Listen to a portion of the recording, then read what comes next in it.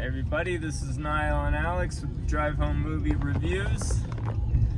We just saw F1. F1. I don't know anything about Formula One or any racing like Daytona 500, but it was super entertaining. The most I know about F1 is from my best friend, her husband, her and her little sister watched F1 and were really into it.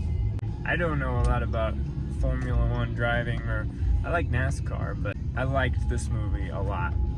It reminded me of that time when we went to go see that second Top Gun movie and how exciting that was. It just feels like a solid blockbuster summer hit. Yeah, it kept me on the edge of my seat for most of it.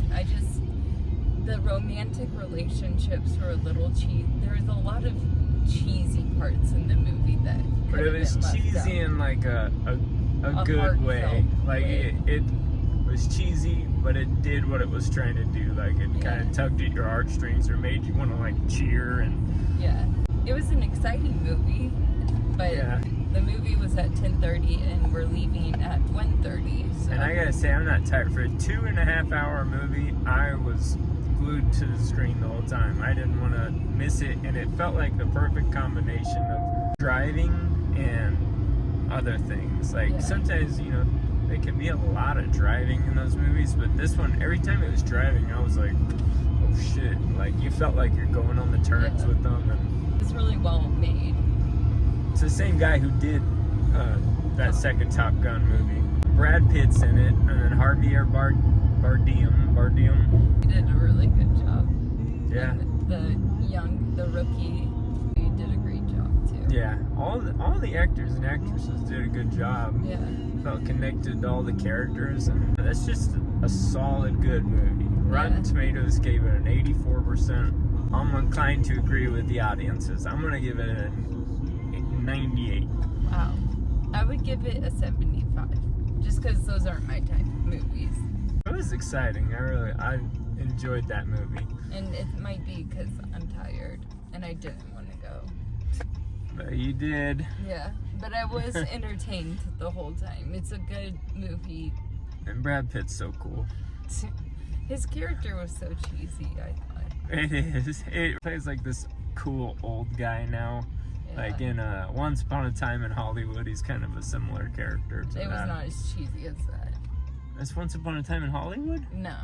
You thought that was cheesy? No, I'm saying Oh, yeah. But no, his character is just that kind of like cooler older guy. I mean, the story is Brad Pitt's this older guy who's into racing, and he's kind of at the end of his career, where this other guy's a rookie. He's at the beginning of their career. They both have big egos, and they end up on the same team, and it's them learning to work as a team. Yeah.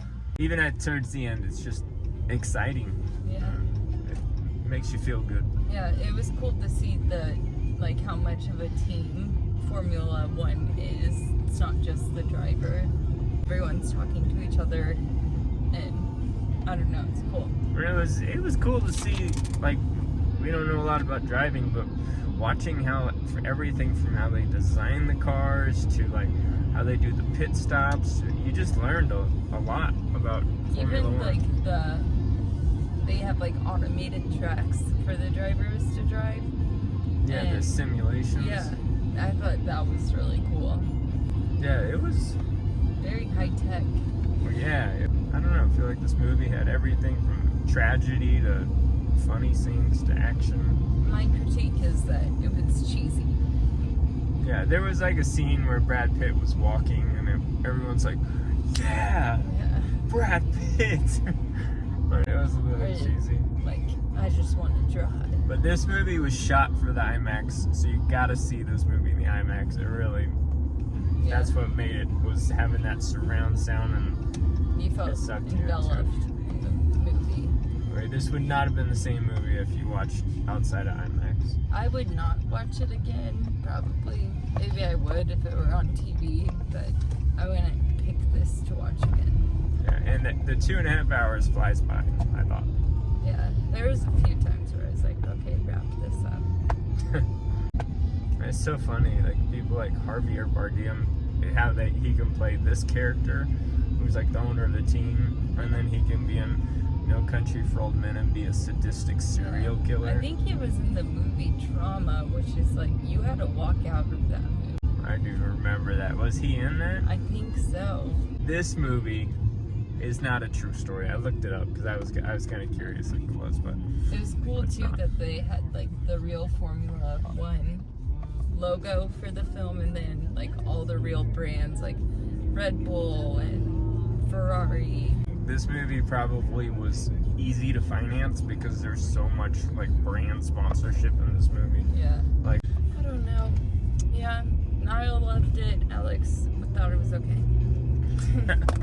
that's our movie review. Toodaloo. Toodaloo. Thank you. Thank you. Thank you. Thank you.